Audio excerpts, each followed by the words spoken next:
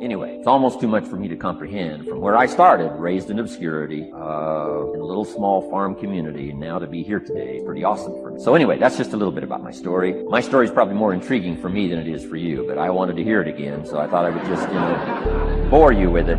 Anyway, I don't ask you to be impressed today. I'm the one that's impressed from where I came from to have a chance. But that's the American dream, right? Come true. Chance to start from scratch, start from obscurity, start with pennies, start with nothing, and have a chance. Transform your life, change your life, set your goals, and see what you can accomplish. So anyway, that's how I got here, and I'm just delighted that this day has arrived, and I truly want to make it valuable for you. Let's go to work. Here's what I hope you'll find out of this seminar today. For your notes, here's what I hope you'll find. Number one, sincerity. Above all else today, I hope you'll find me sincere. Best place for people to start to communicate sincerity on both sides. I'm sure you're sincere or you wouldn't be here today, right? Spend this kind of money, spend this kind of time, roll up your sleeves today, go to work like I am, and get this message. You've got to be sincere. So I assume you're sincere. Now I want you to see me sincere. But I've got a good note for you to make. Sincerity is not a test of truth. Important note to make. Sincerity is not a test of truth. We must not make the mistake of saying he must be right. He's so sincere. That would be a mistake. And here's why. It's possible to be sincerely wrong. So we don't mistake sincerity for truth, right? Sincerity is only a test of sincerity. Truth has to yet be tested by truth, okay? But hopefully you will find me. And truth. Next, a combination of things I hope you'll find here today. Ideas plus inspiration. Ideas plus inspiration. Ideas, business ideas and social ideas and personal ideas. We all need ideas, right? How to have a good day ideas. How to have a good year ideas. How to have your best year ever ideas. Good health ideas. Personal relationship ideas. How to deal with your family ideas. Sales management ideas, financial freedom for the future ideas. We all need good ideas. So today, I hope you gather up by note and by what you can remember a lot of ideas. I want to share as many with you as I possibly can in the time constraints we have. Today is going to go very rapidly. I used to think a day like this was a long day. Found out it's a pretty short day, but I'm going to go as fast as I can, share with you as many ideas as I possibly can. And here's why. Ideas can be life-changing. Ideas can be life-changing. And sometimes all you need is just one more in a series of good ideas. It's like dialing the numbers into the lock, right? You got 5 or 6 numbers dialed into the lock. The lock still won't come open, but you don't need 5 or 6 more numbers. Maybe you just need one more. And maybe a seminar like this could do it. A sermon could do it. The lyrics from a song could do it. A dialogue from a movie could do it. Conversation with a friend might do it. That one last piece you need, number. Dial it into the lock. That's it. The lock comes open. There's the door for you to walk through. And maybe this seminar today could furnish that for you. One more idea. I know you've come with a lot already. Sometimes we get the impression, I used to have that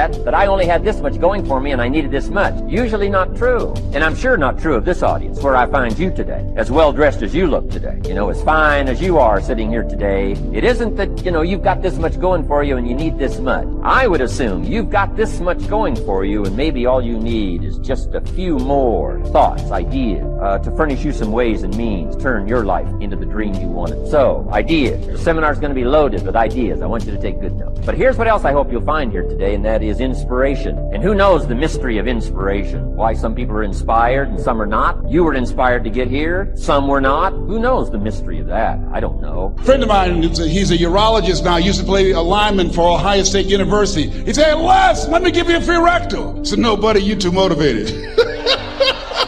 Hope we don't roll like that, huh? My goal before leaving the planet is to reduce the number of kids that are impacted by autism, to find a cure for autism, to work to raise money and to raise awareness, to eradicate it from the planet before I leave here. What's your goal? What's your dream? What is it you want to do with your life? Dr. Joelle Martin said something that I love. She said, what would the world be like if everybody lived their dream? Here's what I found about life. It's not as complicated as I used to make it. I think that life is about dreams and stories. Everything that exists, the world at one time was barren, but everything that exists, hotels, planes, they weren't here. Everything that we see every day, computers, all of the things that we see, someone had a dream. Someone had a dream of a person standing on stage and their voice being amplified so they don't have to scream and yell and could be heard by thousands. Someone had that dream of how to transport us from one place to the other quickly and safely. The clothes you have on, where you're now seated, all came out of somebody's dream. dream the world's greatest achievement? What is your dream? I said that you have something special. I didn't say that just to be kind. I said it because it's true. You are God's chosen vessel. You were chosen, 1 out of 400 million sperm. You have something in you that when you were chosen, when you showed up, there's something in you that if you don't do it, all of us will suffer. Repeat after me, please. Live full, die empty. Let's say it again. Live full, die empty. Dr. Howard Thurman, one of the mentors of Dr. Martin Luther King Jr. and Albert Schweitzer and Mahatma Gandhi, he was a very brilliant writer. He wrote some things that really grabbed me. He wrote, deep is the hunger, the voice of the genuine, the centering moment. During the time after receiving 238 radiation seed implants, I was reflecting on his words, and these words kept me up that night. He said, the ideal situation for a man or woman to die is to have family members praying with them as they cross over. He said, but imagine, if you will, being on your deathbed and standing around your bed, the ghost of the dreams, the ideas, the abilities, the talents given to you by life, and that you, for whatever reason, you never went after that dream. You never acted on those ideas. You never used those talents. You never used those gifts. And there they are standing around your bed, looking at you with large, angry eyes, saying, we came to you, and only you could have given us life. And now we must die with you forever. I remember the days where no one wanted to listen to me, so I'm always grateful when people do. I don't forget that. And so I spent more of my life a broke person than I have a rich person. And I spent more of my life someone nobody knew than that other people now do know, right? So I'm really grateful for it. It's not something that I take lightly. I don't take your time lightly either. So I have a huge ambition here, which is I'd like this next hour to help change your life. So I've set the bar high. We'll see whether or not we accomplish that, but at least make some kind of a difference in your life. So a couple things about sales I just want to say first. Facts tell, stories sell. And all the people that I know that are the best at influence or teaching influence are great storytellers. Their ability to make a point through a story is better than any fact that they can give you. And what I want to do first, because I want to set this straight because that was a really great introduction, I'd like you to know the person that existed prior to all that stuff Lee said. So I'd like to give you a little bit of hope. Is that good? Say yes. So I am an average, ordinary human being. And I don't like, when I speak, I don't like to be, I used to say I'm below average, but the fact is I don't think that's really true. I actually think everybody's born with giftedness. I think every single human being's born with some natural giftedness. And when you figure out what those gifts are, you use them in the service of other people, you start living a pretty blissful life. And for me, it didn't take very long for me to find out what my gifts were. It's not IQ, it's not that I'm 6'4", I'm not the strongest dude in the world, I'm not the funniest dude in the world, but I am a pretty good communicator and I'm a really good listener. I love being present with people, and one of my gifts is I sincerely care about people. And you ought to be thinking about what your gifts are. Because it's easy. You look at guys that I coach, if you look at some of the golfers that I coach or the UFC guys, my guy I coached last weekend, one Dominic Cruz, Michael Chandler's another buddy of mine. You look at these people that I work with, they could see their physical gifts. Chandler's got quads that are like this big, right? Or LeBron's 6'8", can jump out of a gym. We know those are the gifts. But what are your gifts? Like if you could take a real inventory of them, I ask high performers, even like you guys, what's your giftedness? And you'd have a hard time telling me because you discount what they are, right? You discount, maybe you're not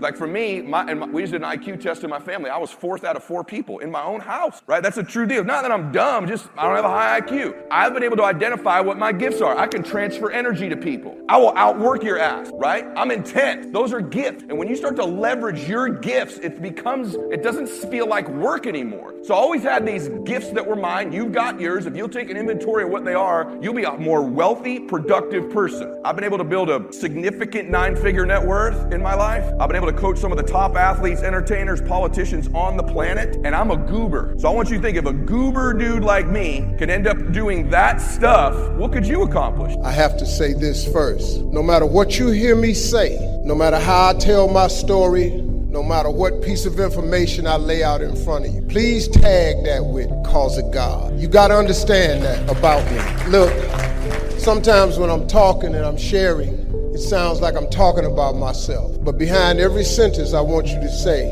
"cause of God," because I get it. This brother Ricky Lewis, who is a dear friend of mine, probably one of the most dedicated Qs I've ever met in my life, really.